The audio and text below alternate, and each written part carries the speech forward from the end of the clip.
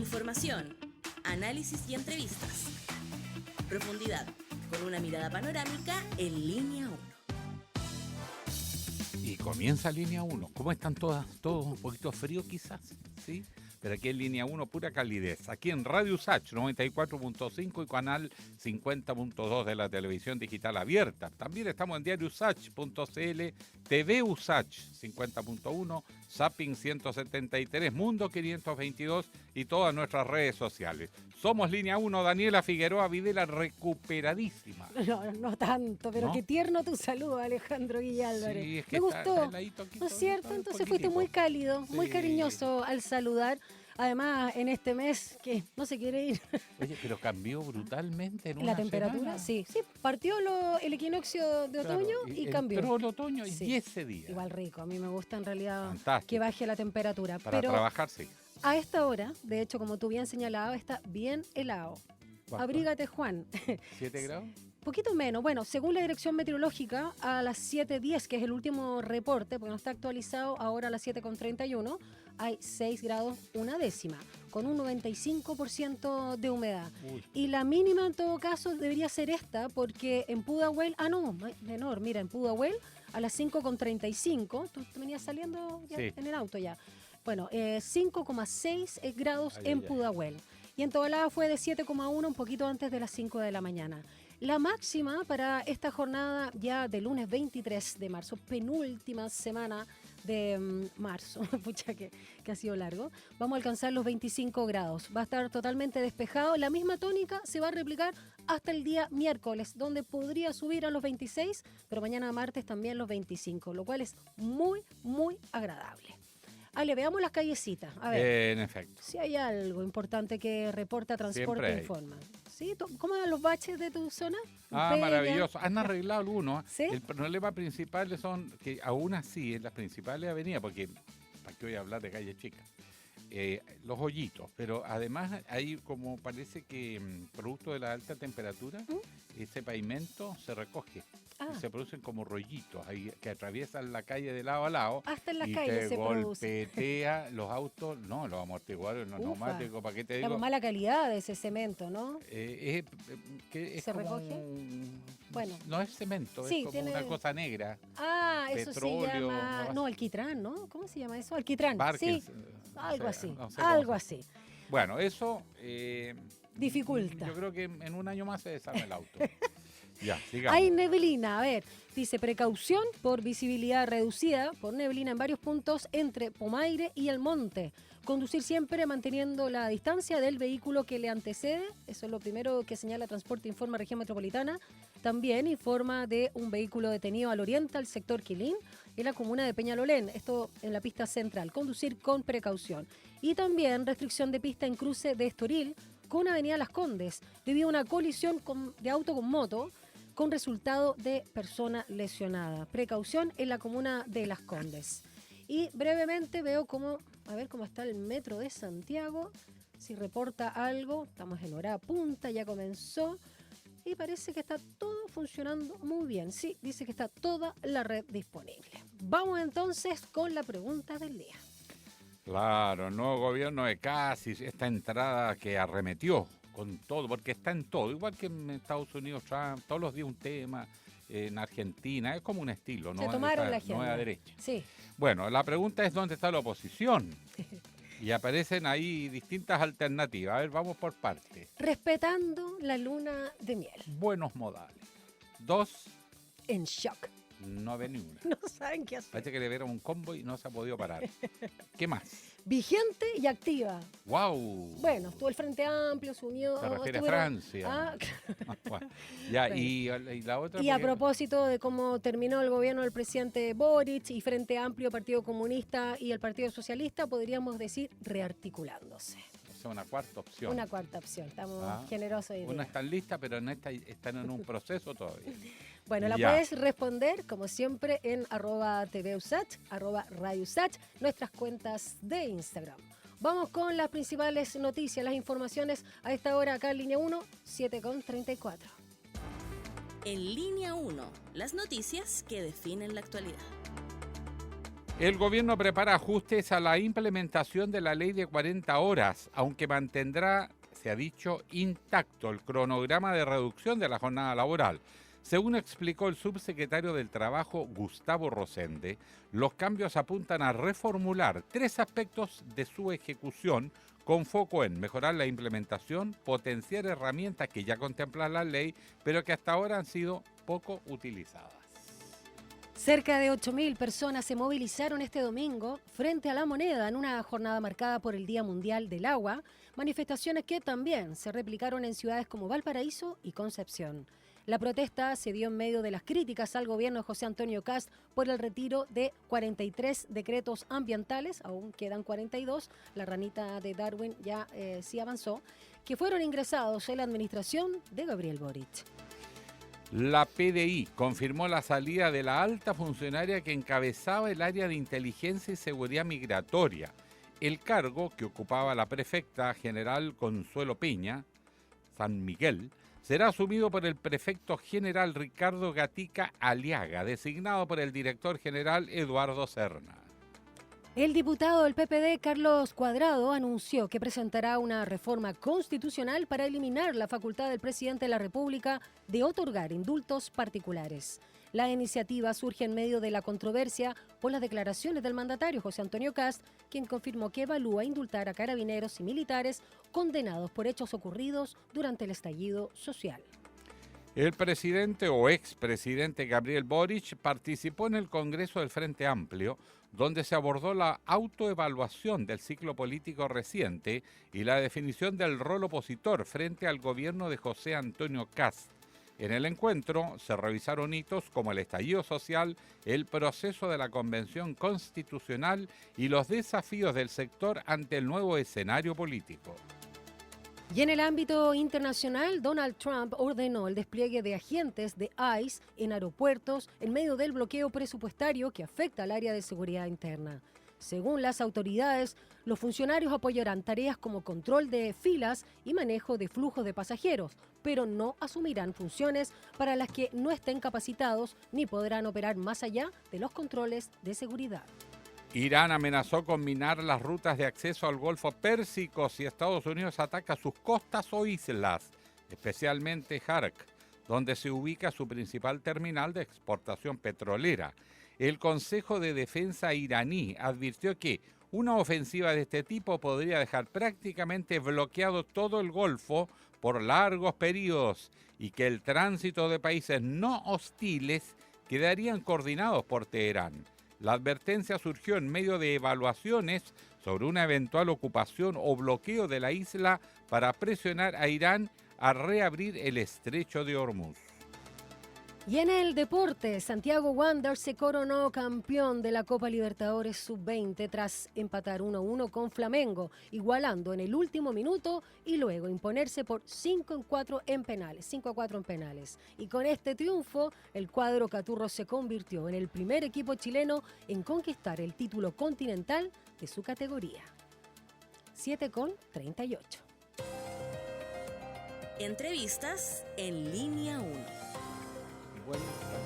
Muy De vuelta al buenos días. trabajo aquí presencial. Sí, Claro, estamos porque saludando de antes. Estamos todos combinados, ¿eh? Hay que decirlo. Sí, estamos los azules. de azul, vestidos de azul. Por algo será, de azul. Bueno, me gusta más la Blanco y canción y blanco y negro, pero es la chaquetita que hacía con la camisa. Bueno, les cuento que el conflicto del Medio Oriente no solo sigue, sino parece que se complica más y todo se concentra por ahora lo más estratégico en Hormuz, además del Líbano, ¿no? Como principal foco de la presión contra Irán. Y a su vez Irán, que usa el estrecho de Hormuz para poder resistir, generando una crisis en el mercado energético global. Amenazas van, amenazas vienen. El asunto es que esto, lejos de estar ya terminado, que anuncia Trump todos los días, sigue y la incertidumbre crece. ¿Con quién estamos, Daniela? Bueno, como todos los días lunes, con nuestro columnista de más bien del ámbito internacional, porque él es especialista en relaciones internacionales por la Universidad de las Américas, Claudio Coloma. Bienvenido, gracias por estar además presencialmente. ¿Cómo estás, Claudio?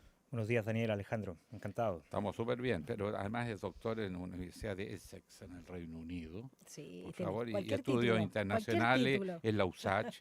Y además periodista y serenense, ¿no? Serenense. ¿Ves? Ya, ¿Ves? ahí ¿Qué más quiere? hay ropa tendida. Bueno, pero Bueno. vamos a lo nuestro, profesor Coloma, porque los tiempos no están para habas. Esto se alarga. Irán, ¿cuánto más puede resistir? Más de lo que O es más bien la pregunta al revés, pensamos. Estados Unidos. ¿Cuánto puede resistir? Sí, Sí, más de lo que pensamos. De hecho, la estrategia de la guerra hasta aquí, como lo estamos viendo, con todo el error de cálculo que estamos viendo por parte de Estados Unidos, Israel, es que Irán está jugando a una estrategia de desgaste. Esa es su estrategia y la razón hace bastante sentido, o la causa de esta estrategia, y es que Irán es una verdadera fortaleza geopolítica, protegida por desiertos, por montañas prácticamente en todas sus fronteras, más el estrecho de Hormuz, que como bien ustedes saben no solamente es estratégico, sino que es en términos geopolíticos, juega a favor de Irán en términos de la defensa que hace. Son solamente cerca de 10 kilómetros en su ribera más estrecha, ¿no?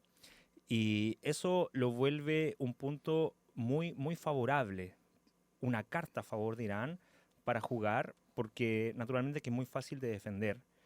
Y en ese sentido, todo esto que hemos visto de la eliminación de la Navy, de la Fuerza Armada, de algunos aviones que son de la Guerra Fría por parte de Estados Unidos en contra de Irán, son solamente falsas alarmas, son hechos reales, pero que en términos concretos en poco afectan la capacidad estratégica iraní. Y estos recientes ataques también, ¿no? Por parte de Teherán a estas bases o estas islas también en el Índico. ¿Cómo repercuten? Estamos hablando además de bases que están en Reino Unido. ¿Y cómo repercute también en este conflicto cuando hay lugares ahí estratégicos? De hecho, estamos hablando de una isla que se llama Diego García, que alberga una base militar conjunta de Reino Unido con Estados Unidos y que está a más de, eso sí, de 4.000 kilómetros de territorio iraní. Dicen que su alcance llega a capitales europeas, Berlín, París y Roma, que están bajo su amenaza directa. Eso lo dicen desde Israel. ¿Cuánto peligra justamente Europa cuando se alcanzan justamente estos lugares que son estratégicos? Y Teherán está avanzando, no es solamente una muy buena defensa, como tú decías, y esperando que se desgaste, sino que también está atacando lugares estratégicos. O sea, que peligre Europa en este momento no es lo más importante. Entonces, si peligra Europa o no peligra Europa, es una pregunta que es una más dentro de. El poder balístico de Irán nos está demostrando tres cosas. La primera, la que tú muy bien describes, y es que hasta antes de la semana que recién pasó, sabíamos que Irán tenía una capacidad de 2.000 kilómetros de alcance con su poder balístico. Hoy día, con este disparo hacia esta isla, Diego García, en el Océano Índico, está demostrando que tiene una capacidad de alcance de 4.000 kilómetros. Bien, eso, más allá de si puede alcanzar o no a Europa, habla de el nivel de tecnicismo, de sofisticación de la ingeniería iraní para poder desafiar todas las consideraciones físicas que implica lanzar un misil a esa distancia. Bien, incluyendo la capacidad que tenga para desarrollar tecnología espacial, porque estos misiles tienen que salir de la órbita de la Tierra para luego volver a entrar a la Tierra. Es decir, nos habla de una profundidad científica, de capacidad científica enorme, sin precedentes. Esa es la primera consideración. La segunda consideración son el poder balístico que tiene para atacar con precisión instalaciones o infraestructura energética clave en los países del Golfo, y lo está demostrando. Y la tercera, a mi juicio, que es la que tal vez menos comentada, pero que ha salido y ha sido realmente impactante, es la capacidad que Irán tiene no solamente para penetrar las defensas antiaéreas de Israel, que son las más sofisticadas del mundo, pero también para derribar o atacar aviones estadounidenses, F-35 y F-16. El portaaviones Gerald Ford salió de su área de despliegue y en este momento tuvo que replegarse debido a averías, y todo esto producto de los ataques iraníes. Derribar o atacar a alcanzar un F-35 es algo que nunca había ocurrido en la historia militar aérea. Y es porque estos aviones no solamente están con la capacidad que tiene un F-16 de propulsión, etcétera, sino que también la tecnología de radares que tiene para detectar aquellos misiles que van en contra del avión. Bien, toda esa tecnología fue derribada o superada por la capacidad balística iraní. Entonces, nos está demostrando 3 hitos que son realmente impactantes y nos permiten ver que Irán estaba realmente preparado y que la guerra se puede extender. Ahora, la guerra se extiende y empieza a tener consecuencias para el gobierno de Estados Unidos. ¿De verdad lo está afectando internamente? Porque estaba viendo información de los MAGA. La mayoría apoya a Trump y los republicanos, la inmensa mayoría lo apoya. No se ve que se quiebre la coalición, pero el resto de la sociedad norteamericana se pone cada vez más impaciente. ¿Cuál es el impacto real que está teniendo esto en el frente interno de Trump? Mira, yo creo que el impacto se está empezando a sentir. Tal vez aparentemente en la superficie el movimiento MAGA podría verse aún unido, bien, pero la renuncia del director de contrainteligencia, el señor Kent, también hace pocos días atrás, es una evidencia respecto a que gente cercana a él del movimiento MAGA, no alineada con el lobby israelí dentro de Washington, está manifestando su descontento. Y Kent no creo que sea el único. Ahora, toda esta trama en el plano interno también revela cosas bastante interesantes.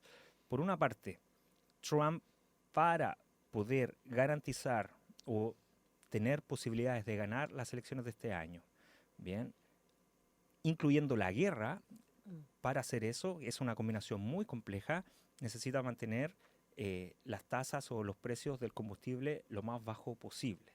¿Y cómo lo puede lograr? Uno, no penalizando el petróleo iraní. Es decir, estoy en guerra contra Irán, pero no establezco sanciones contra el petróleo que pueda vender, porque Iraní sigue vendiendo petróleo. El estrecho de Hormuz lo cierra para comerciar con Occidente, pero hacia India, hacia China lo sigue haciendo. De hecho, hago acá un paréntesis paradójico. Gran parte o algunas secciones del despliegue estadounidense militar naval va a la India a abastecerse de petróleo o de gas ruso o iraní. Bien, o sea, esa es la paradoja. Bien, eso por un lado. Segundo, por contratos o acuerdos que está en este momento llevando a cabo con Putin para rebajar sanciones, lograr que el suministro de gas y petróleo ruso también comience a fluir a lo largo de los mercados internacionales, particularmente el europeo. Venezuela también juega un rol acá y el mismo Estados Unidos puso a disposición de los mercados internacionales una cantidad alta, no recuerdo el monto, pero de barriles de petróleo precisamente para jugar con los precios del petróleo y mantenerlos en un nivel más o menos estable. Hay un problema adicional.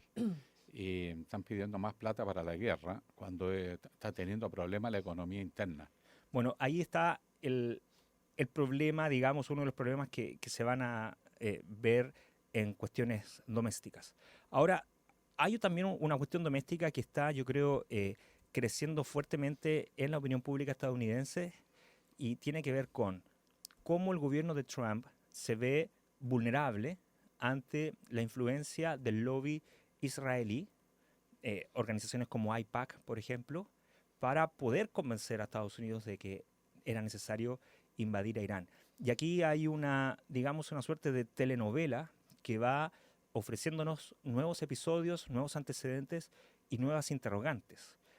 Hoy día está apareciendo con fuerza en analistas internacionales, Tucker Carlson, entre otros, o sea, no desde el espectro demócrata, sino que dentro del mismo movimiento conservador estadounidense, sobre unir o hacernos preguntas respecto a la guerra, el intento de asesinato de Trump durante la campaña, si se acuerdan, y el asesinato de este influencer conservador del movimiento MAGA, que era muy crítico, Charlie Kirk. Exacto.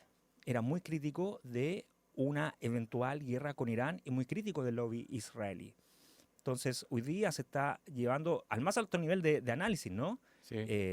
Respecto a preguntas legítimas sobre el nivel de influencia y si que estos hechos tienen alguna conexión. Extorsión se habla. Claudio Coloma, veamos también ahí la presión internacional. El jefe de la OTAN, ¿no?, respaldó la ofensiva de Estados Unidos contra Irán, dice que es fundamental para eliminar su capacidad nuclear y de misiles, ¿no? Y China advirtió, por otro lado, que la guerra con Irán amenaza con arrastrar a Medio Oriente a un caos incontrolable, perdón, y no se había pronunciado tan directamente. ¿Qué poder real tiene tanto China como la OTAN, que están en lugares, digamos, distintos, contrapuestos respecto a este conflicto bélico que ya lleva, ¿cuánto? ¿4 semanas? ¿Esta Va sería la entrando a cuarta? la cuarta Esta semana, sería pues. la cuarta semana. Sí. Mira, en este momento son actores indirectos, interesados, no están ingresando en el conflicto de manera directa, pero nada podemos descartar. Lo interesante como fenómeno político que podemos extraer de estos actores es que Rusia y China ven cómo Estados Unidos se debilita con esta guerra. Y no solamente se debilita en términos de la relación resquebrajada que ya tiene con Europa y por tanto países de la OTAN, bien, está como background en esa relación las tarifas, está Groenlandia, bien, y está la misma actitud de Trump en contra de la institucionalidad de la OTAN. Por tanto, no podemos contar con OTAN en ese contexto como un aliado o como una fuerza de reserva que Estados Unidos tenga, a menos que ocurra algo muy extraordinario. Pero si ocurre algo muy extraordinario, eso va a venir de parte de Israel o del mismo Estados Unidos, a mi juicio. Bien, estoy pensando en un ataque ya de carácter mayor, ¿no? Incluyendo poder nuclear, por ejemplo. Ahora, China, por otra parte, está observando la incapacidad que tiene Estados Unidos para acometer objetivos tales como defender Taiwán, o más bien, intervenir militarmente en Taiwán. Porque aquí hay una tesis muy retorcida que la prensa suele reproducir, y es que China va a invadir Taiwán, y lo hemos hablado antes, ¿no? Sí. Es como que si Chile invadiera Rapa Nui. No se puede. Pero sí puede haber un conflicto militar en torno a Taiwán, y eso es implicando a Estados Unidos, ¿sí?, directamente. Y naturalmente que con esto Estados Unidos está demostrando que lucha con mucha dificultad contra un poder como Irán, que es sofisticado, pero que no se compara al chino, ¿bien? A eso sumado al hecho que la guerra en sí es muy costosa, ¿bien? En solo 3 días Estados Unidos gastó cerca de 800 Tomahawks al inicio de la guerra y tiene un arsenal de cerca de 6.000. Entonces, no sé si entendemos la proporción, ¿no? Claro. O sea, en una semana gastan 800 y de arsenal tienen 6.000. Y China observa, claro, esta Debilidad. situación Pero todavía desde el palco. con o sea, cierta comiendo cabrita. tranquilidad, digamos. Claro. Ciertamente. Y Dejar no que se tiene desgaste. razón, y no tiene razón para intervenir. En el fondo, pensar que los chinos son violentos por ser comunistas, digamos, o por ser asiáticos, o por no ser blancos, es parte de estas antiojeras con las que hemos crecido, ¿no? Debido a la predominancia comunicacional estadounidense u occidental. Pero no hay un caso en la historia moderna en que China o incluso Irán sean propulsores o gestores de un conflicto armado. Bien, no deberíamos pensar, por tanto, distinto en el futuro, incluso considerando esta guerra. Para ir cerrando, porque nos pilla siempre el tiempo en estas interesantísimas conversaciones, Claudio, para Trump el tiempo va siendo cada vez más pesado. Él prometió que en 4 semanas esto terminaba. Todos los días dice que ya Irán está liquidado y no es así. Si esto se prolonga 1 o 2 semanas, ¿puede llegar un momento que se acentúe una crisis para el gobierno de Trump? Sí, claro, sin duda. Y la razón es porque MAGA nace de las heridas, los traumas de los sectores conservadores estadounidenses que sufrieron con la guerra. Bien, el mismo Pete Hegseth o este señor Kent, el jefe de la Dirección de Contrainteligencia, son personas que estuvieron desplegados, que vivieron la guerra y que perdieron seres queridos, etcétera. Por tanto, sí, hay una posibilidad de que esto implique un costo político a Trump. De hecho, eso es lo que nos tiene a nosotros en el análisis con duda respecto a cuando uno declara la guerra, hay un costo de cálculos de beneficios que uno lanza. Uno no va a la guerra, no declara la guerra si Sin no tiene saber. claro que va a ganarla y sin tener claro los objetivos. Nada de eso ocurre aquí. Bien, por tanto, sí, los costos van a ser altos y lo que vamos a ver en las siguientes horas es si realmente Trump va a cumplir su promesa de llevar a cabo alguna ofensiva fuerte después del plazo que dio de 47 horas, Sí, bien, sobre el estrecho de Hormuz. Vamos a ver ahí la capacidad iraní de resistir, que hasta el momento lo está demostrando. El estrecho de Hormuz juega a favor de Irán por toda la capacidad de defensa que tiene y eso nos va a llevar a que veamos posibles retaliaciones por parte de Irán que sean igualmente fuertes y ya Israel está siendo penetrado. Una cuestión clave aquí podría ser, me comentaba un amigo iraní, dicho sea de paso, que una estrategia occidental podría ser estadounidense, y digo occidental ya porque Reino Unido se está involucrando crecientemente en favor de Estados Unidos. Bien, ya no solamente o está poniendo en duda respecto a si el apoyo es solamente para la defensa estadounidense, o sea, es solamente un paso, un yes más para apoyar en lo ofensivo. Y una hipótesis podría ser que Estados Unidos, con el apoyo de Reino Unido, se apoderen de alguna isla iraní. Hay varias islas en el Golfo Pérsico, bien, iraníes, y que eso pueda ayudar como presión estratégica contra Irán. Bueno, todo eso está por verse, pero son hipótesis que ya se manejan. y para cerrar el tema, ahí empezaron los atentados contra los judíos, digamos, la comunidad judía en algunas partes. En Londres incendiaron 4 ambulancias de un centro que es de atención gratuita para la comunidad judía, y el primer ministro saltó diciendo no permitamos el antisemitismo, qué sé yo, porque este conflicto además puede tener una segunda derivada, que es las propias poblaciones migrantes, aunque sean pro democracia, cuando le están bombardeando su país, matando a su familia, a la larga, lejos de ganarlas para la democracia, la van a ganar para adherir al régimen iraní, razón de supervivencia.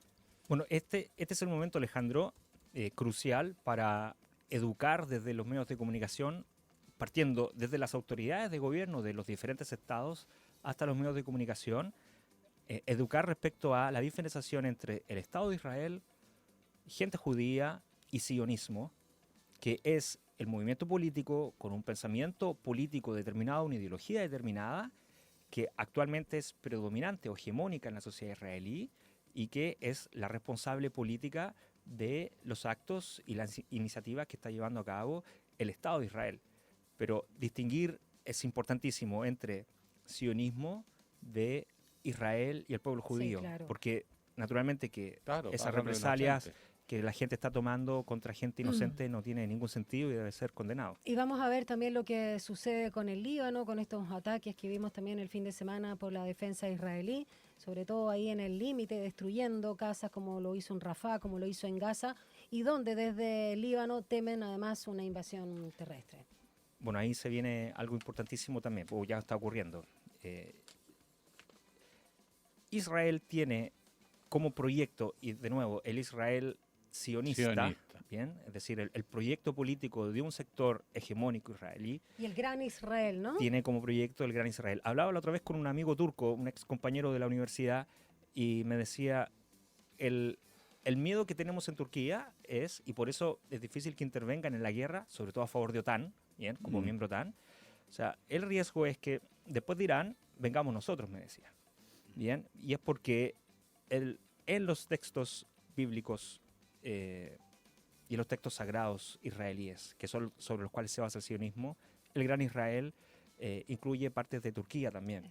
Bien, bueno, Líbano es parte de ese proyecto y aun cuando esto sea verídico o no, aun cuando esto sea realmente perseguido por el sionismo, lo que no hay duda es que primero buscan conformar la integridad de su territorio excluyendo a los palestinos y expandirlo en la mayor medida posible.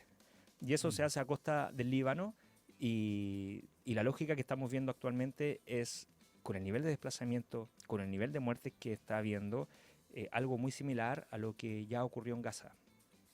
El Líbano el próximo. Claudio Coloma, especialista en Relaciones Internacionales por la Universidad de las Américas, doctor en Ideología y Análisis del Discurso de la Universidad of Essex, Reino Unido, y por supuesto también magíster en Estudios Internacionales de la Universidad de Santiago de Chile, entre otros periodistas. Muchas gracias por habernos acompañado, nuestro columnista de los días lunes en el ámbito internacional. Gracias por tu análisis. Que tengan buena semana. Igualmente. Gracias, profe. 8 en punto, vamos a una pausa. Regresamos con más en Línea 1.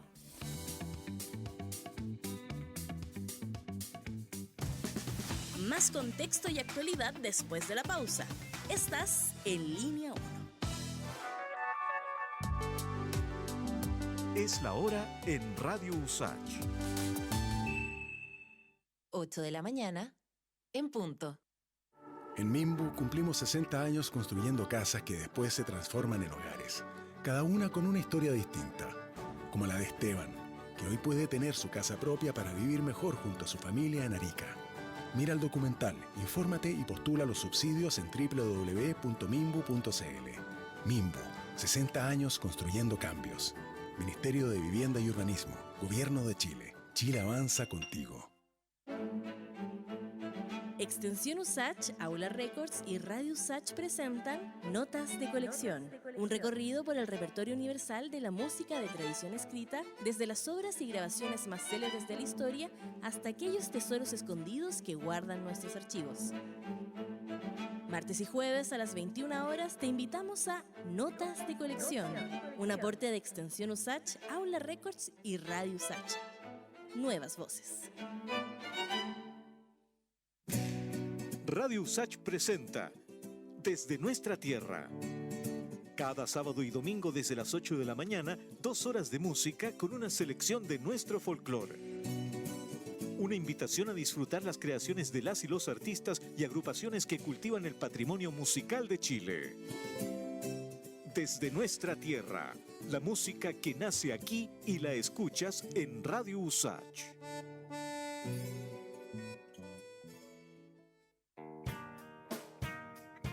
Domingo a la 1 de la tarde, una reunión imperdible con esas melodías y canciones que dejaron una huella en nuestras vidas.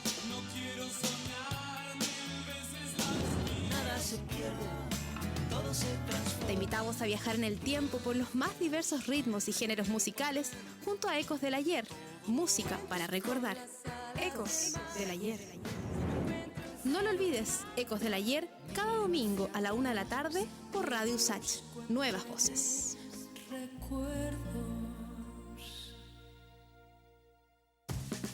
Contexto y actualidad. Regresamos a Línea 1. Línea 1 y las noticias que marcan la actualidad. El gobierno prepara ajustes a la implementación de la ley de 40 horas, aunque dice mantendrá intacto el cronograma de reducción de la jornada laboral. Según explicó el subsecretario del Trabajo, Gustavo Rosende, los cambios apuntan a reformular 3 aspectos de su ejecución, con foco en mejorar la implementación y potenciar herramientas que ya contempla la ley, pero que hasta ahora han sido poco utilizadas.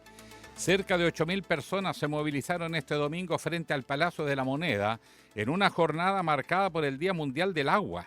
Manifestaciones que también se replicaron en ciudades como Valparaíso y Concepción. La protesta se dio en medio de las críticas al gobierno de José Antonio Kast por el retiro de 43 decretos ambientales ingresados en la administración del presidente Gabriel Boric.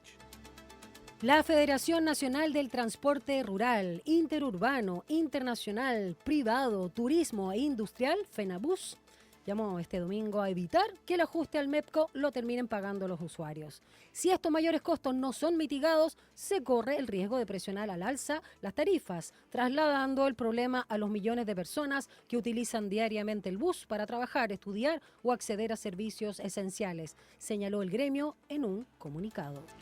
Donald Trump ordenó el despliegue de agentes del ICE en aeropuertos en medio del bloqueo del presupuesto que afecta al área de seguridad interna en los terminales aéreos. Según las autoridades, los funcionarios apoyarán tareas como control de filas y manejo de flujo de pasajeros, pero no asumirán funciones para las que no estén capacitados, ni podrán operar más allá de los controles de seguridad.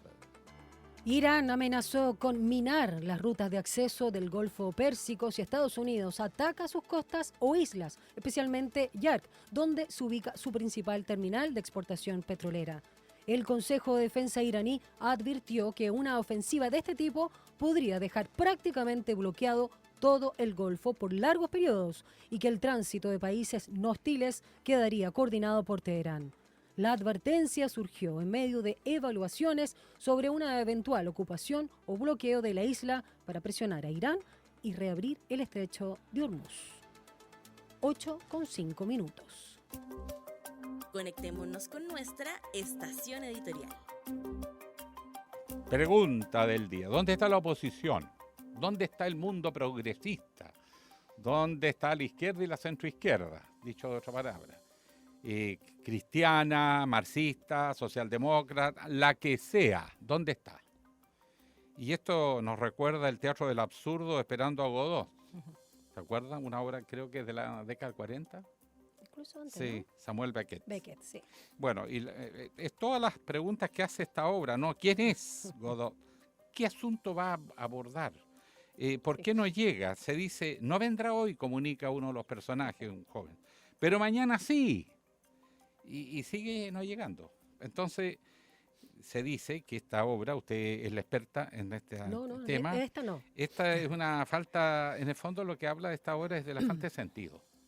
De la falta de horizonte estratégico, de mirar a largo plazo, de por qué las cosas son como son, cómo quiero que sean, desorientación. Mucha confusión, además, no saber cómo actuar. Bueno, eso de Esperando Godot está aquí en Chile instalado hace rato, porque no sabemos qué pasa con la oposición, no sabemos a dónde va, sabemos que hay cierta rivalidad por diferenciarse, el mundo que era ex concertación ha recuperado autonomía frente al eje PC Frente Amplio, miran como que es necesario tener una identidad diferenciadora, saben que tienen que unirse para fines electorales, pero hay una cosa empática que no conversa, pero tampoco tiene ninguno de los dos un proyecto Chile, un proyecto articulado, que tenga muchas variantes. Pero se extraña que desde el tenga gobierno forma. anterior, Claro, de hecho. Claro, hace rato. Sí. Y no solo el gobierno anterior, Exacto. lo viví en primera persona, uno me decían, habla así, no di esto, no di esto otro. Al final nadie sabía porque eran más palabras que sentidos profundos y convicciones profundas. Y un país no saca nada con que la oposición se oponga si no ofrece algo mejor. Eso es la base de todo. Entonces aquí lo que estamos asistiendo es a una oposición que demuestra una crisis de sentido, la ausencia de un proyecto de vida, que es mucho más que el gobierno. Un tipo de sociedad, un tipo de convivencia, y se defiende un poco con temas temáticos, pero no articula, no dirige, al revés, los pocos espacios que tiene, trinchararse en el Congreso, por ejemplo, se pelearon unos con otros y le entregaron el Congreso en pleno al oficialismo, o sea, no hay ninguna comprensión de la gravedad de lo que está en juego. Más allá si uno está a favor de una cosa u otra, pero es evidente que estamos en un momento donde el peligro de regresión hacia un Chile conservador, ultramontano, existe. Es una opción y el presidente está en eso. Entonces la pregunta es, bueno, ¿tendría la oposición que pasar a la ofensiva, mostrando, desafiando, movilizándose? Y no pasa nada. Fíjate que las dos movilizaciones que ha habido son de la sociedad civil. Sí, pues, las el mujeres, 8M y ahora grupos tremendo, ambientales. claro, Tremendo, fue un téngase sí. presente tremendo, porque eso fue preventivo. El día que se sientan realmente agredidas, eso se duplica. Y en segundo lugar, el agua. 8.000 personas. Eso no lo convocan los partidos políticos. Exacto. Ni Todas las organizaciones ni vinculadas al uno medio ni ambiente. todos juntos. Me refiero de la oposición. Entonces, por ahora, es declaraciones más o menos obvias frente a los indultos a uniformados, condenados sobre todo por crímenes de lesa humanidad en la dictadura militar y ahora en la protesta y el estallido social, la agenda de derechos humanos y de la diversidad sexual, los temas ambientales, y la ciudadanía empieza a mostrarse sobre todo en los temas ambientales con singularidad, fuerza, porque es un tema transversal.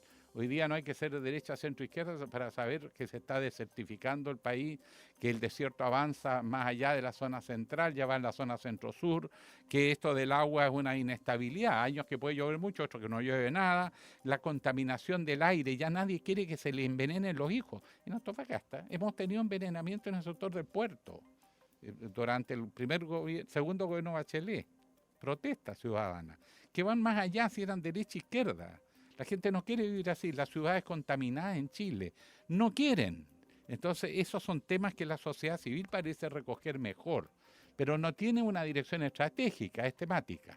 Y mientras no haya una articulación de proyectos, no hay verdadera oposición. Ale, eso pasa igual el fenómeno de la izquierda, ¿no? O los sectores socialdemócratas, si tú quieres.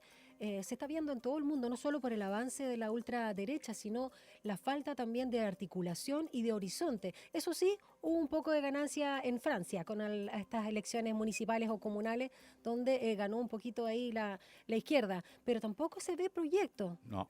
Es defensivo Reactivo, ¿no? Es reactivo y Sí. defensivo de lo conocido, de lo que ya se tiene, de lo que se ha avanzado. Pero no es propositivo decir, bueno, el mundo de hoy requiere soluciones. ¿Cuáles son nuestras propuestas? Y se ven acomplejados para enfrentar esos desafíos que vienen. Entonces, por ejemplo, cuando se habla de seguridad se toma la agenda de la derecha. Y se transforma en una agenda represiva y no en una política integral para combatir la extrema pobreza, la desigualdad, el abuso, recuperar los territorios, empoderar a la ciudadanía. Fuera del micrófono tú comentabas un punto bien interesante respecto a lo que no hizo el gobierno del presidente Boric en relación a la migración y sobre todo desde los valores de la izquierda, de poder regularizar, de poder avanzar, para que no se diera esta crisis donde quieren expulsar a todos, donde sabemos que no podemos meter a todos en el mismo saco y donde hay muchos migrantes, por supuesto, que están aportando. Bueno, de hecho, lo que uno esperaría del progresismo es que logre educar a la población, porque para eso son los partidos políticos también, es distinguir el migrante irregular del delincuente. Exacto. Aquí en Chile se mezcla. Sí. Entonces tú vas a ver que niños van a ser privados de sus derechos porque se supone que son de familiares de delincuentes. Eso no es efectivo, hay que hacer pedagogía. Separe, regularice al migrante irregular que no tiene antecedentes y concentre la energía, la inteligencia sobre todo, en el crimen organizado que nos penetra. Hay que saber distinguir las cosas, porque si no llevas a una conculcación de derechos y a una sociedad cada vez más atemorizada, y el temor es lo que están usando las ultraderechas en todas partes del mundo. Así es. Y además que avanzamos a paso agigantado a un capitalismo autoritario. Bueno, tenemos mucho que conversar porque ahora viene Nuestro Don querido Gonza. Gonzalo Espinosa, 8:12. Combinación Línea 1. Diversas miradas de la actualidad. Querido Gonza, ¿cómo estás? Muy buenos días. ¿Cómo amaneces en esta jornada de lunes? Bien, bien, súper bien. ¿Y ¿Estuvo por rico qué el fin de? venía blanco esta mañana? Estuvo bueno el fin de sí, es que está helado ya, po. Está Sí, helado, sí. absolutamente. Hoy día me desperté y dije, un ratito más en la cama Ale, porque, comentaba lo también. mismo. porque ya se siente un frío más intenso. Sí. O sea, hoy día salí 9 grados. De hecho, un chalequito. Chalequito, Sí. bonito. Bueno, de hecho, nosotros salimos como con 6, pero ya se siente, como tú dices, el otoño. A mí me gusta igual el frío, nada que hacer. No, sí, a mí no Sí, me vení. muero, yo no me quejo. Me activo. Gonza, ¿qué nos traes hoy con todo el rock de tu sección? Hoy día voy a seguir profundizando en este tema de la Universidad San Sebastián, Ah, que bueno. creo que está pasando bastante colado, porque precisamente involucra a algunas autoridades que están, no autoridades, sino que figuras de la derecha que están ligadas al gobierno. O sea, acá está implicado Arturo Esquella, el senador y presidente del Partido Republicano, el partido del presidente Kast. ¿Y por qué quiero seguir hablando de esto? Porque se dio a conocer en el diario La Tercera que la Universidad San Sebastián está buscando que se anule la investigación, sí. el proceso sancionatorio que está llevando adelante la Superintendencia de Educación Superior. Están buscando que se anule porque el jueves pasado el medio de investigación de Nicolás Sepúlveda, Reportea, dio a conocer las conclusiones de la investigación que llevó adelante la Superintendencia, donde se le formulaban cargos a la Universidad San Sebastián. Entonces ellos consideran que esto está violando las normativas por las cuales se debe regir una investigación, por lo tanto están buscando que este proceso sancionatorio se anule. Recordando la salida, la pedida de renuncia por pérdida de Exacto, confianza, o sea, ¿no? Del subsecretario de Educación. está, digamos, todo en este marco de que se le pidió la renuncia al superintendente de Educación Superior, José Miguel Superintendente, Salazar. perdón, no subsecretario, muy bien. Eso. Entonces, ¿qué está ocurriendo? Que también en esta nota de la tercera, que está muy interesante, hay fuentes de gobierno que hablaron sobre la petición de renuncia de José Miguel Salazar. Entonces se dan a conocer, digamos, dos versiones respecto a esta historia. La primera de ellas es que él estaba mal evaluado por parte del gobierno, por lo tanto se le pidió su salida porque no satisfacía, digamos, las pretensiones del gobierno con respecto a su trabajo en la Superintendencia de Educación Superior, pero hay otra, que tiene que ver con esta pérdida de confianza. ¿Y por qué se registra esta pérdida de confianza? Porque el superintendente de Educación Superior, que ya va a salir, José Miguel Salazar, se reunió esa misma semana, el día martes pasado, se reunió con la subsecretaria de Educación Superior, Fernanda Valdés, para ver cómo iban a llevar adelante el trabajo, porque hasta ese momento él no estaba fuera de los planes del gobierno, sino que se iba a mantener en su cargo. ¿Qué pasó? Que en esa reunión, a juicio de algunas personas de gobierno que no nombran en la nota de la tercera, pero sabemos que la tercera es un diario que tiene fuentes directas con el gobierno, Sí. ¿qué se indica? Que él no le habría mencionado de manera directa a la subsecretaria que se le estaban formulando estos cargos a la Universidad de San Sebastián. Entonces eso fue calificado como una pérdida de confianza. Es parecido, digamos en la nota también lo mencionan, a lo que pasó con el cable chino, que no, se enunció la información pero no se informó completamente. Entonces, ¿qué se puede desprender de esto? De que finalmente igual existió ahí un tema concreto con respecto a la investigación de la Universidad de San Sebastián que derivó en la salida del superintendente de Educación Superior, lo cual igual yo creo que debería encender las alarmas del mundo político, porque habría una decisión que no tiene que ver con, digamos, la mala evaluación, sino que tiene que ver con quizás poner a otra persona dentro de ese cargo para llevar adelante esta investigación, porque les quiero comentar cómo es el proceso en el cual está involucrada la Universidad de San Sebastián y que está llevando la Superintendencia de Educación adelante. La formulación de cargo es uno de los pasos previos a la sanción. Todavía no se establece la sanción. No la conocemos, de hecho, ¿no? Exacto, sí. Estos cargos tienen que ver con la irregularidad en la contratación de al menos 15 personas y también el que no se hayan respetado las bandas salariales. Porque Marcela Cubillo gana 17 millones de pesos, que eso estaba fuera de la normativa de la misma universidad. Y no nos olvidemos de Manuel Guerra. No nos olvidemos de Manuel Guerra. Bueno, les mencionaba Arturo Esquella y de Chadwick, sí. que tuvo que renunciar por esta situación, Andrés Chadwick. que está vinculado también el caso Audio, y después se dio a conocer este sueldo millonario de Marcela Cubillo. Él era parte de la junta directiva y dijo, no, yo renuncio. Entonces, bueno, estamos acá en la formulación de cargos, aún restan procesar los descargos de la Universidad San Sebastián y el análisis de una propuesta de subsanación que van a hacer, que este es el proceso en el que estábamos, y tras lo cual venía la decisión de la sanción. ¿Qué sanción le iba a poner la Superintendencia de Educación Superior? Y todo esto no tiene un plazo para llegar a puerto, o sea, se puede seguir dilatando, y dentro de la Universidad de San Sebastián creían que esto sí iba a ser pronto. Sin embargo, ahora ya sin el superintendente José Miguel Salazar, este proceso va a recaer en una nueva persona que va a nombrar el gobierno. O sea, hay que estar atentos ahí a quién va a ser, digamos, la persona que va a llevar adelante este proceso, porque yo creo que acá, y esta es mi opinión, hay un evidente conflicto de interés que se está generando. Absolutamente, si se entiende más el sector al que están respaldando. Bueno. Querido Gonzalo, lo dejamos hasta aquí porque nos está esperando nuestra invitada, o más bien nuestra entrevistada de esta hora, cuando son las 8:18. Nosotros seguimos. Gracias, Gonza. Nos vemos. Un diálogo a fondo. Entrevistas en línea 1. Vamos a hablar de política contingente. La diputada Gloria Navellán del Partido Nacional Libertario asume la presidencia de la Comisión de Derechos Humanos y Pueblos Originarios en un momento en que el asunto está en la agenda del debate público. Así que le damos la bienvenida, diputada. Muy buenos días. Hola, diputada. ¿Cómo está? Hola. Buen día, ¿cómo están ustedes? Muy bien. Muy bien. Todo Hace bien. tiempo que no nos respondía. Oiga, ¿qué pasa, diputada? Cuando aquí hay puro cariño. La No base- cobre sentimientos, dice. Mutuo, me han cruzado. Esto de cobrar sentimientos continuos es feo. No cobremos. Diputada, vamos a materia porque nos queda poquito tiempo. Démosle nomás. Lo primero, usted asumió la presidencia de la comisión. ¿Cuál es el hilo conductor o el tema principal que usted va a abordar?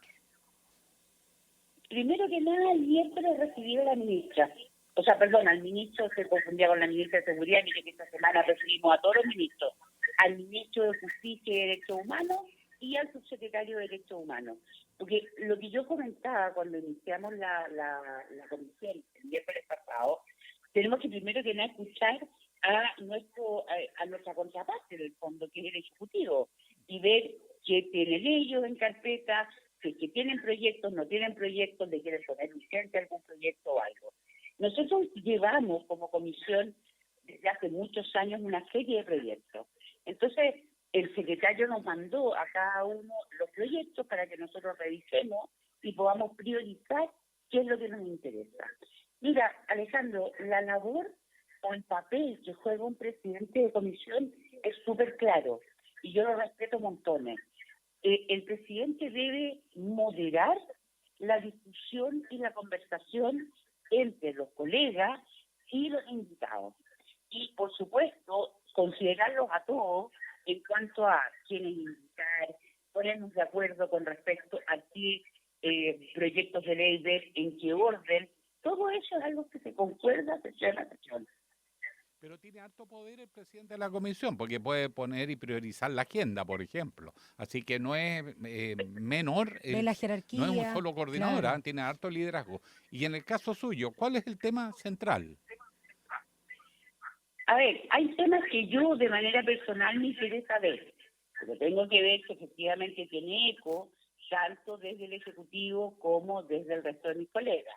Yo creo, por ejemplo, y esto lo pienso desde que asumí la primera vez, que es necesario hacer modificaciones a la ley indígena.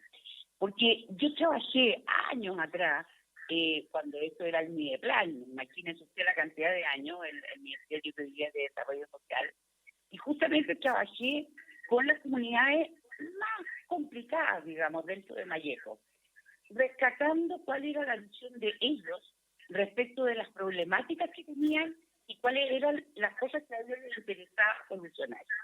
Y justamente todos me mencionaban que hay temas de la ley indígena que ellos consideran injustos, que ellos no consideran que sea un aporte, sino más bien un problema. Por ejemplo, el hecho de que la tierra sea comprada en comunidad, para ellos no es un tema fácil, porque muchas veces genera más problemas que soluciones al interior de las comunidades. Por ejemplo, el hecho de que personas se sientan indígenas y tengan, al reconocerse como indígenas, los mismos derechos que tienen las personas que tienen sangre indígena, a ellos tampoco les parece justo. Tampoco les parece bien, por ejemplo, que cada vez que se forma una comunidad se pidan las mismas tierras de vuelta. Eso tampoco les parece bien. Entonces, hay varios temas que para el mismo funcionamiento de los pueblos originarios es importante corregir y mejorar. También me parece importante revisar lo que es la ley de las chunches. ¿Por qué? Porque si tú conversas con personas del área pesca, estoy hablando de la gente que vive en la costa, los pescadores artesanales, por ejemplo, respecto de cómo les ha afectado la ley de las chunches, la verdad es que para ellos es del terror. Porque hay lugares donde si se han dado estas reservas, por así decirlo, a nombre de la comunidad, la gente, no tengo idea, la que sea, resulta que los mismos pescadores artesanales que normalmente usaban el lugar, hoy día se ven complicados porque muchas veces prefieren cobrarle o no les ponen ninguna facilidad para que puedan salir a pescar. Hay problemas, entonces esas cosas hay que darlas. Diputada Ana Villán, quiero involucrarme, ¿no?, en un tema también muy delicado, que es el Plan Nacional de Derechos Humanos. El gobierno lo retiró de... ¿Perdón? El Plan Nacional de Búsqueda. Sí, pero que es ampliado, ¿no? Después la tercera fase, que es dentro del marco de derechos humanos. Entonces, lo somete a revisión, lo retira de Contraloría, que era el último paso, y hay mucha preocupación, no solo desde la actual oposición, sino también, por supuesto, de las distintas organizaciones de víctimas en torno a la dictadura. Y quiero detenerme sobre todo en lo que, a su juicio, también es importante revisar, porque esta última etapa que se presentó, ¿no? Y que es el nuevo periodo, son 175 acciones. Y está la promoción de la igualdad y la no discriminación, el fortalecimiento al acceso a la justicia, la protección frente a la violencia, el resguardo de la memoria histórica, el desarrollo sostenible y la educación en derechos humanos.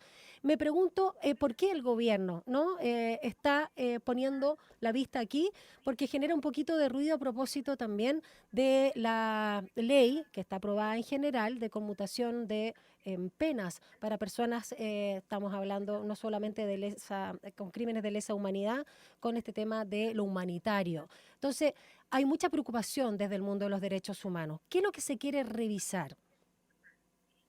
Si yo fuera el ministro le podría responder, no tengo ni la más remota idea. ¿A usted qué le gustaría revisar como diputada? ¿Y usted como diputada? No sé qué van a revisar. ¿Y usted? En ninguno de los decretos que han retirado, ni ni los de el tema ambiental, no tengo idea. Me imagino que están revisando forma, porque de repente, por algún motivo muy extraño, hay algunos decretos, no otros, que llevan una cantidad de tiempo, o sea, que debían de haberse presentado hacía mucho rato y que se presentaron a última hora. Entonces, hay que revisar en primer lugar la forma para que efectivamente pasen. Y en segundo lugar, revisarse el fondo, me imagino yo, apunta a lo acordado dentro de todas las conversaciones en el Parlamento, etcétera, o no. Yo me imagino que por ahí va, la verdad que no tengo idea. Yo con el ministro no he hablado. O sea, espero hablar el día miércoles y ahí entre todos le preguntaremos todas las dudas que tengamos. ¿Y cuál es su interés, digamos, en este plan? Usted hablaba, ¿no?, del de búsqueda. El de búsqueda es parte de este Plan Nacional de Derechos Humanos, que es más amplio, dadas las directrices que acabo de mencionar. ¿Qué le interesa a usted revisar también como diputada del Partido Nacional Libertario? Es que yo no estoy para revisar nada. Si los que retiraron el decreto fueron desde el Ejecutivo.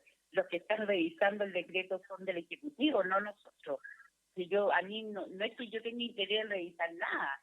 A mí me interesa saber por qué lo retiraron, qué están revisando y cuándo lo vuelven a ingresar y en qué término. Eso es lo que me interesa saber a mí. Diputada, en concreto, dentro de esto hay un tema que saltó en la agenda. El candidato Kaiser lo había planteado, pero no el candidato Kast, en tema de los indultos que eventuales, sea por una ley o sea caso a caso. En concreto, ¿habrá iniciativa de su comisión en materia de abordar este tema de los indultos? Es otro de los temas, Alejandro, que sin duda va a salir el día miércoles, porque son los temas que están candentes dentro de nuestra área, digamos. Eso es lo más probable, que el día miércoles se le pregunta al ministro cuál es su opinión. Vaya a saber uno, yo no tengo idea cuánto se demora normalmente, no recuerdo en los gobiernos anteriores, cuánto tiempo tomó que el presidente de turno analizara los casos y tomara decisiones. No tengo idea si será rápido, lento, será una semana, será un mes, no tengo idea.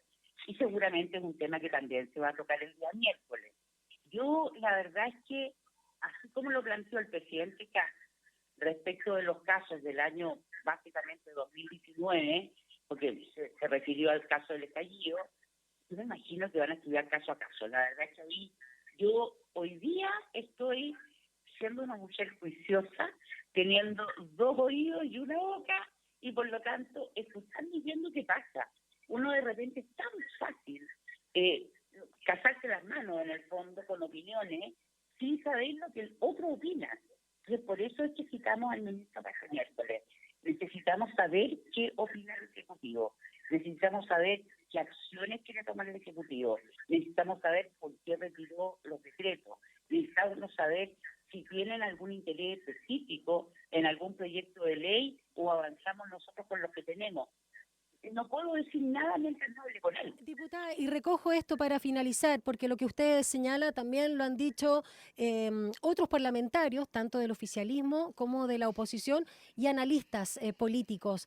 Estamos llenos de titulares, ¿no? Estamos con esta agenda copada, como se ha hablado, donde en pocas semanas el presidente Kast y sus respectivos ministros han anunciado muchas medidas, pero solo conocemos el enunciado. ¿Qué le parece también esa estrategia comunicacional, sobre todo desde el Poder Legislativo, que tiene una de las funciones es fiscalizar? Bueno, esta semana va a ser dura, porque esta semana nosotros viajamos con todas las presidencias listas, por lo tanto entramos en régimen, como quien dice, en cada comisión.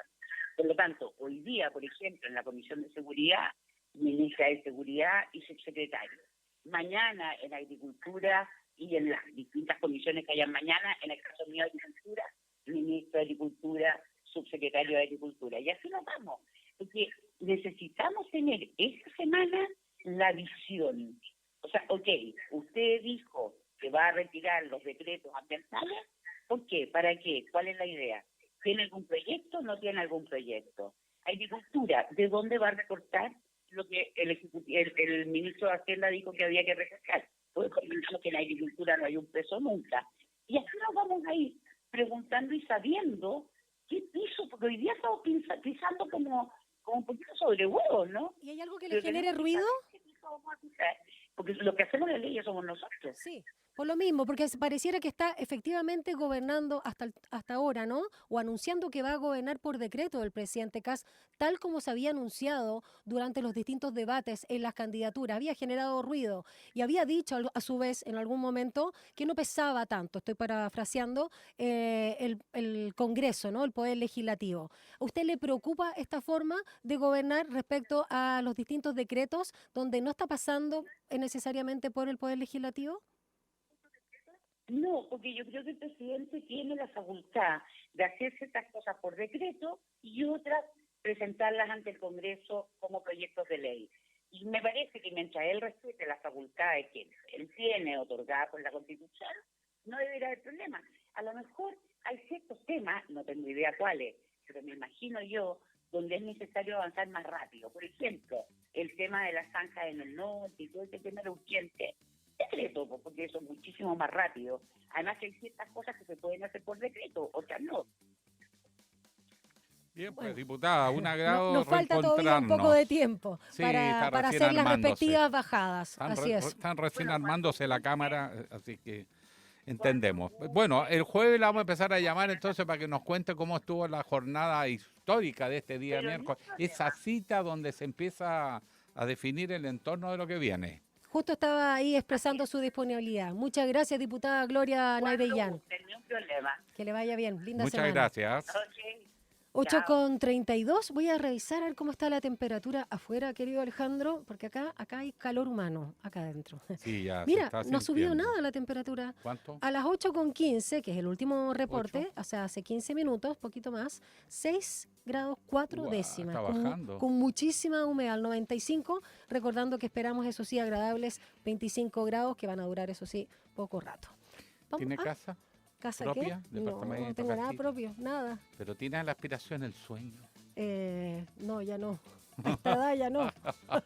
No lo pierda, no lo pierda. Vamos a hablar de ese tema. Vamos a conversar. Sí. Vamos a una pausa.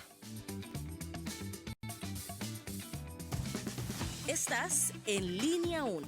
Regresamos en instantes. A hora da saudade. Una ventana a las africanidades e su huella viva en el mundo. A hora da saudade. Viaje sonoro que entrelaça raízes, memórias, ritmos, expressões artísticas e sabores por meio de la música. A hora da saudade. Déjate envolver por esta experiencia vibrante, diversa e profundamente intercultural de la 94.5. Te esperamos cada miércoles a las 16 horas e los sábados a las 19 horas. A Hora da Saudade, de Rádio Sach.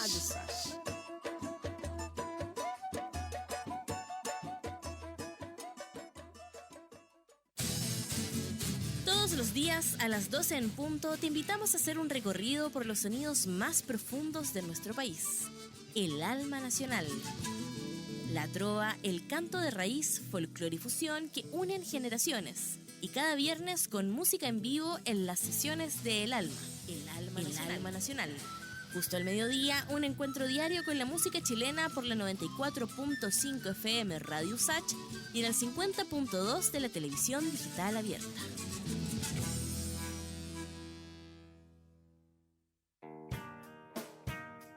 Cada domingo a la 1 de la tarde, una reunión imperdible con esas melodías y canciones que dejaron una huella en nuestras vidas.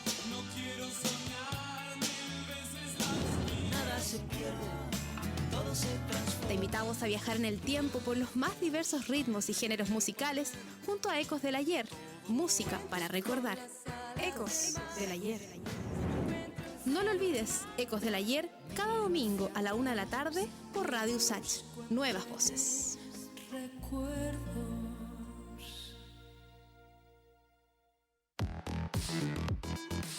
La crisis climática, los alcances de la inteligencia artificial, la ciencia de frontera, la economía, la salud, la educación. Porque el mundo vive tiempos de cambios y en medio de lo incierto, en Sin Pretexto buscamos respuestas a los grandes desafíos. El futuro nos inquieta, pero sabemos que se escribe en el presente. Te invitamos a una conversación profunda. Soy Mirna Schindler y te acompaño de lunes a viernes a las 6 de la tarde en Radio Sach. Sin Pretexto. De regreso a Línea 1 con una mirada crítica y en profundidad. Son las 8:36 minutos. Vamos a revisar cómo están las callecitas de Santiago. La temperatura. La temperatura. Me reportaban aquí terrible. que Baquedano, para variar, esta estación está llena y cuesta subirse ahí en Línea 1. A ver, hace 25 minutos dan cuenta de congestión en Ruta 5 al norte, entre el sector Calera de Tango y Avenida Colón en San Bernardo. Así que considerar tiempo extra en el desplazamiento. Y también restricción de pista en autopista, valga la cacofonía, Los Libertadores hacia Santiago, altura kilómetro 16, en sector Tenencia, Carreteras en Colina. Debido a una colisión de vehículos, la situación genera tránsito lento, así que precaución. La temperatura, ya te la dije antes de ir a la pausa, pues si no ha subido, no ha cambiado nada, 6,5, mucha humedad al 95%. Estaba mirando, mira, ya no está lloviendo en el sur. Ah, bueno, en Puerto Montt sí. En Valdivia también. Sí, viste, yo estaba pelando, mal informada. Ahí sigue la lluvia, pero mira, si uno revisa, por ejemplo, Rancagua, que está al lado de Santiago, 21 grados nomás la máxima. En Conce, qué rico, 17 la máxima, pero totalmente despejado, no está lloviendo. ¿Qué más quieres que...? ¿Por qué no repetimos la pregunta del día, te parece? ¿Cuál era la pregunta del día? Ya ni me acordé. Tenía que ver con la oposición. Ahí está, para que la diga, porque claro. estoy casi sin voz. ¿Dónde está la oposición al gobierno del presidente José Antonio Kast? Y bueno, vamos a desorientar. A ver, tenemos unas opciones. Respetando la luna de miel. ¿Cuánto dura la luna de miel por lo general? Antes duraba como 6 meses, después se redujo a 3, después a 2, después un mes y después a 15 días. Boris no tuvo luna de miel. No, bueno, al mes ya lo tenían cocinado. Es con lo de Temu y Cucoy, ¿no? ¿Cuándo fue eso? Sí, ¿Al comienzo? Sí, al comienzo. Sí. Ya, la segunda opción. ¿Dónde está la oposición? En shock. En shock. No sabe qué hacer. Paralizada. No responde a los combos que paralizada. La tercera opción. Está vigente, está activa, se está movilizando. Pero ya va a salir a combatir. Y la tercera que... No voy a decir nada para no poner sesgo. Rearticulándose, y a propósito también del encuentro que sostuvo el Frente Amplio durante este fin de semana. Dicho eso, seguimos con más Línea 1, 8:38. Estamos en Línea 1. Gonza. Ay. Gonza. Se vienen noticias. A ver. Dice que el diario La Tercera que en la noche de este lunes el gobierno hará anuncio de medidas y cambios al MEPCO. Hoy día de la noche. Sí, fuentes de la moneda adelantaron que la idea es aplicar medidas esta semana.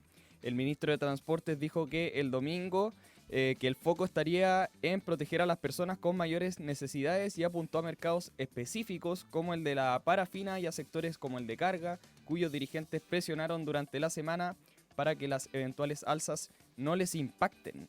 Los empresarios de los camiones son gente modesta, por supuesto. Claro, no, Oiga, pero la gente, la parafina, estoy de acuerdo. Sí, Con eso el es frío que está fundamental. haciendo, Es que ese fondo es diferente al del MEPCO. Ese es un Sí, y fondo aparte- de subsidio directo a la A la parafina. parafina. Sí, que tiene opera de otra manera. Pero ahí está interesante el debate porque, por ejemplo, el dirigente, el presidente de la Confederación Nacional de Dueños de Camiones, Juan Araya, dijo que el ministro había dicho que el alza va sí o sí y que esto va a ser un conflicto. Dijo, el ministro de Hacienda dijo que el alza va a ser de un viaje, no con calmantes. Esto va a ser un conflicto sí o sí. Y perdona, y solo también se lee entre líneas el apoyo en esta medida que hace el presidente Kast en la larga, ¿no?, entrevista que da a Gloria Faúndez en el diario La Tercera de este fin de semana. O sea, nuevamente esto de que de alguna manera tenemos que hacer las cosas bien, duela o no, no queremos caer bien, un poco, o sea, como tenemos que ser responsables, las cosas bien hechas, y apunta muy en la línea de lo que ha dicho el ministro Quirós. Exacto, sí. Para complementar también, el jefe de bancada del Partido de la Gente dice, alerta por cambios al MEPCO y sostiene que podría afectar la valoración que la gente tiene respecto al presidente. Pero lo más interesante es que también esto dice él que condiciona los posibles cambios tributarios que quiere llevar adelante el gobierno. O sea, Los impuestos a los más ricos. exacto, sí, o sea, bajarle el impuesto a las empresas, Sí. entonces se empieza a complicar un poco el escenario con respecto al avance de los proyectos legislativos que son claves para la administración de Kast, que tiene que ver con esta reforma tributaria que muchos llaman la contrarreforma tributaria. Así que, bueno, también yo había visto en CADEM que hacen una encuesta sobre los votantes de cada candidato, entonces se podía ver qué apoyo tenía, por ejemplo, entre los votantes de Franco Parisi, de Janet Jara, de Evelyn Matei. Y dentro del segmento de Parisi es el que más ha bajado la aprobación del presidente José Antonio Kast. Mira, de los Así que que están más alineados con una oposición frente a Exacto. este gobierno. Es que no hay que olvidar.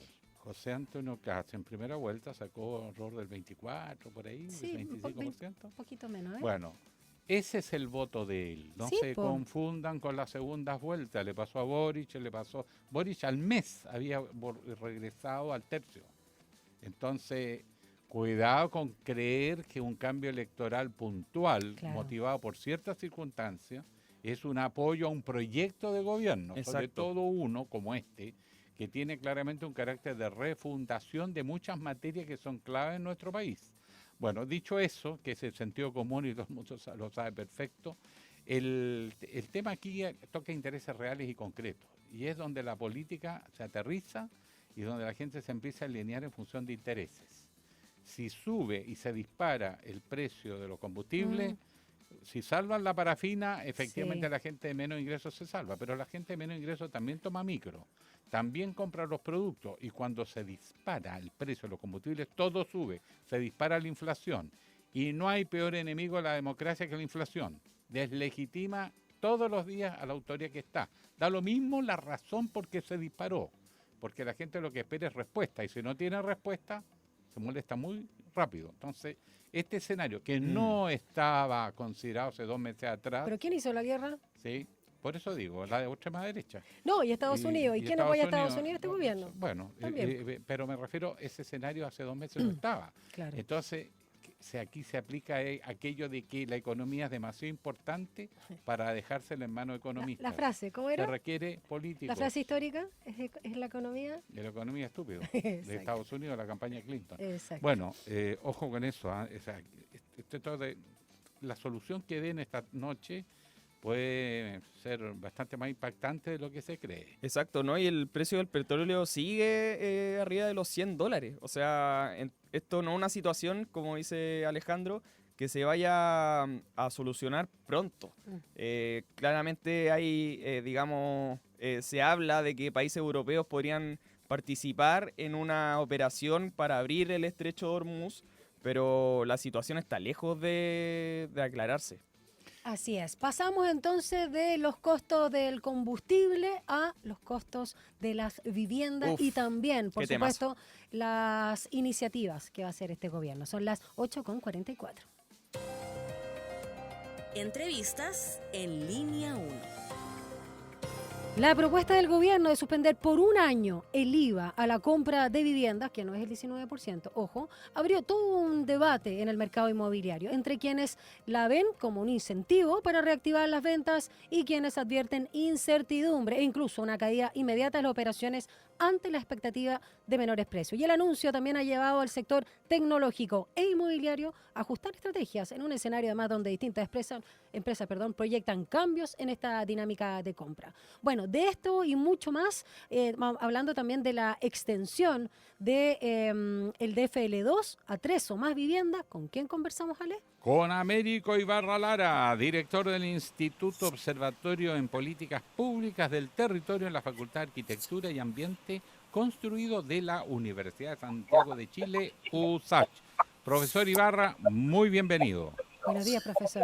Buenos días a todos ustedes. Sorprendido. Estoy sorprendido, profesor. Se hizo el ¿Por anuncio, qué? Se hizo el anuncio de estos supuestos beneficios, pero la venta de vivienda cayó hasta un 40% en los primeros datos. ¿Qué pasó aquí? Bueno, habría que mirar bien los datos para poder explicar un fenómeno como este. En principio, uno podría decir que las personas, en principio, ¿no? Las personas pospusieron, digamos, su proceso de compra y no se sabe los beneficios del precio. Eso es una opción. Y por el lado de la oferta de crédito, también, ¿no es cierto?, se suspende toda evolución de crédito en tanto que no se conozcan cuáles son los impactos efectivos de una disminución de salarios. Hablemos primero de cuál es la medida que está anunciando, porque son siempre anuncios, ¿no? El gobierno. ¿Qué es lo que implica suspender el IVA? ¿De cuánto es este IVA? Y cómo recae en el precio finalmente final del comprador o la compradora, porque había escuchado entre los mismos agentes inmobiliarios o la gente vinculada, por supuesto, a la construcción, que la verdad es que se estaban generando, no sé si la palabra es falsas expectativas, pero más expectativas porque el ahorro que podría tener para incentivar la compra de viviendas nuevas en las personas sería de un 5%, no más de eso. ¿Cuál es la realidad o más bien de lo que se sabe de este anuncio? A ver, un anuncio que tenga que ver con disminución temporal del IVA, de la compra de viviendas nuevas, lo que implica, o lo que uno podría sostener es que su objetivo es reactivar la industria del sector inmobiliario, ¿no? Del mercado inmobiliario. Y eso significa, entre otras cosas, reducir el stock de las unidades que no se han vendido, cosas que se puedan vender, y abaratar los costos los costos directos, digamos, para los compradores. Eso es lo que uno esperaría en principio, ¿no? Y eso implica un ahorro inmediato para los compradores en el precio final de la vivienda, digamos. Eso es lo que uno esperaría. ¿De cuánto? Va a depender en ese caso, digamos, del valor de la propiedad. Pero hay un margen, porque no es lo mismo ahorrarte del 10%, del 5%, o cuando uno habla y cree que el IVA es del 19%, ¿no? Aquí son otros porcentajes, profesor. Sí, el IVA a la vivienda, ¿cuánto alcanza? Eso. Yo tengo en este momento el porcentaje en mi cabeza, ¿no? Pero en todo caso, los mercados en Chile de vivienda son bien inflexibles, porque de repente no pueden vender las casas, pero no le bajan el precio. No opera esto de la ley de oferta y demanda. ¿Qué pasa que es un mercado tan duro, tan inflexible? Bueno, es un mercado un poco volátil, que está sujeto a varias variables, ¿no?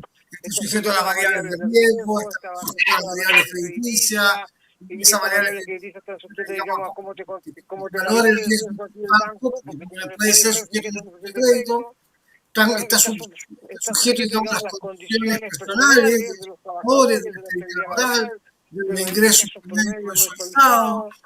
Y estamos hablando de su fruto, no necesariamente que haya ni bono ni horas extra.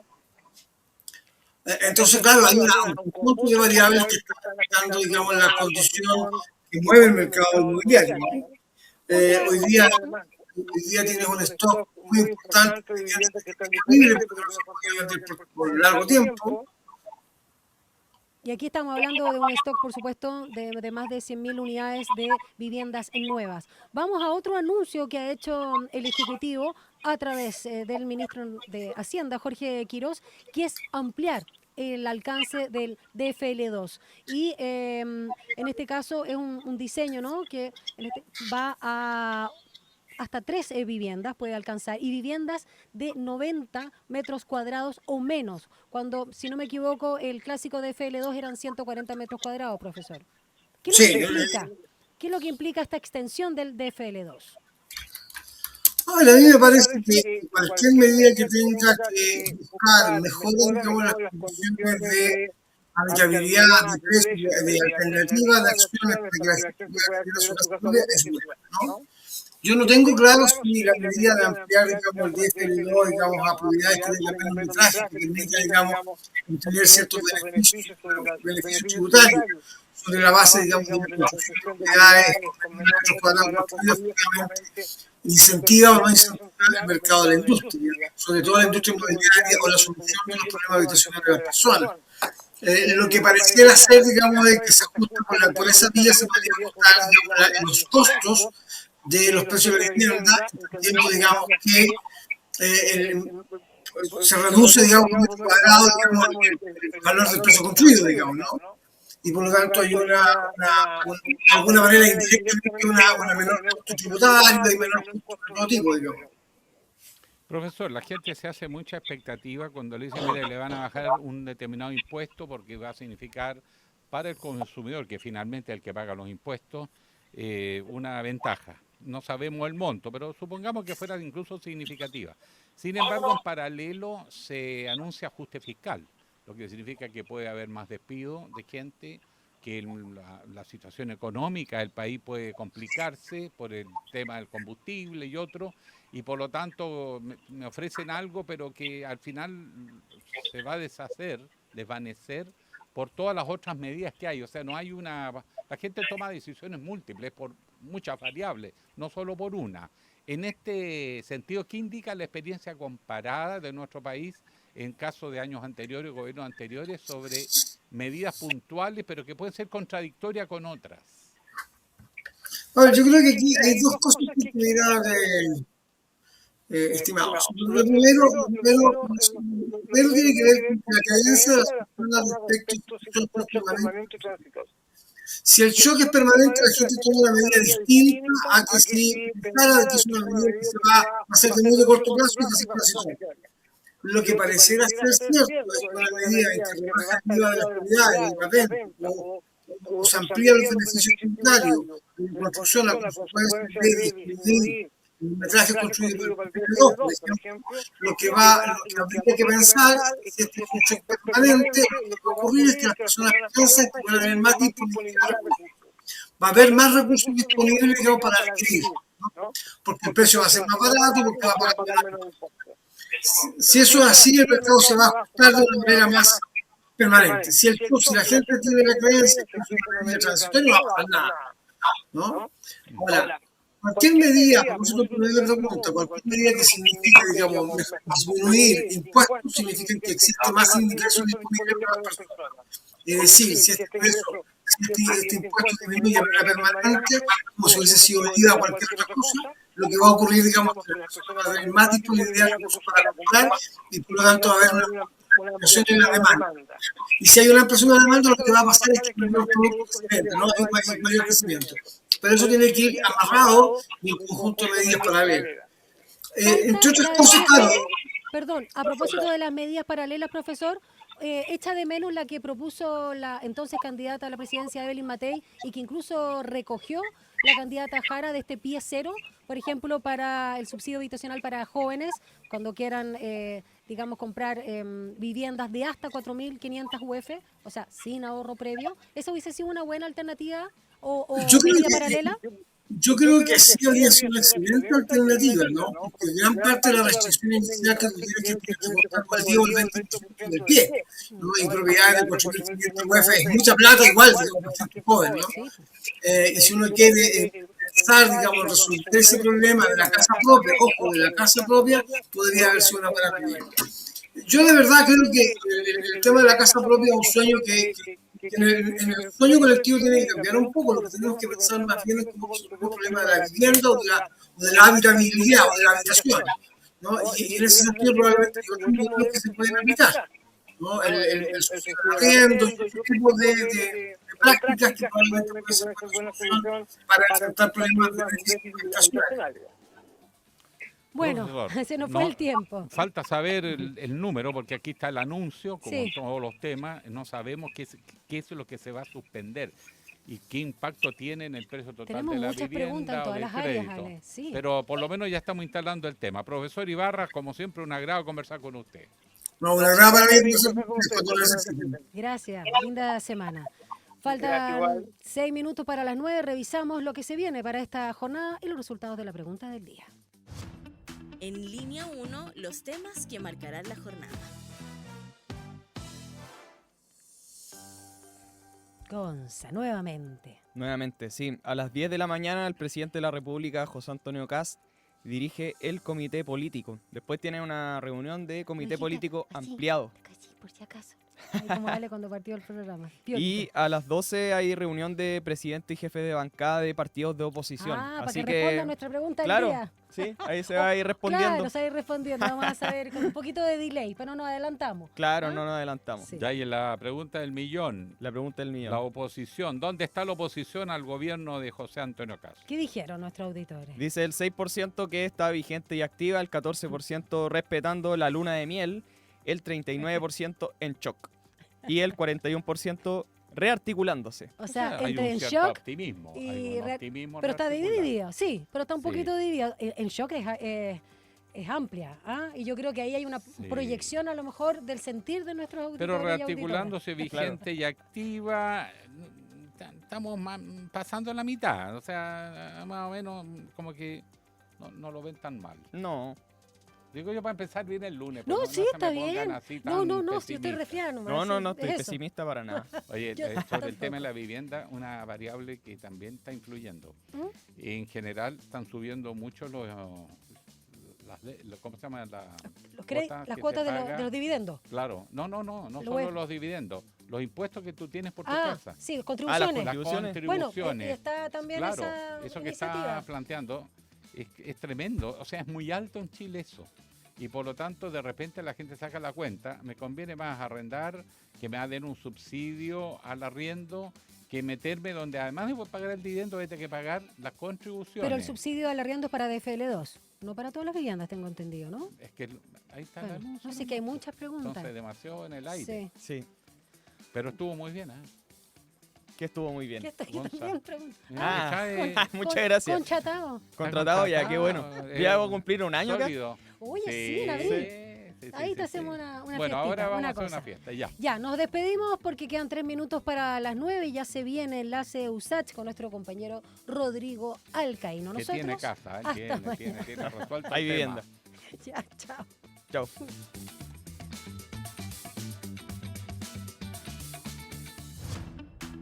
Información, análisis y entrevistas. Profundidad, con una mirada panorámica en línea 1.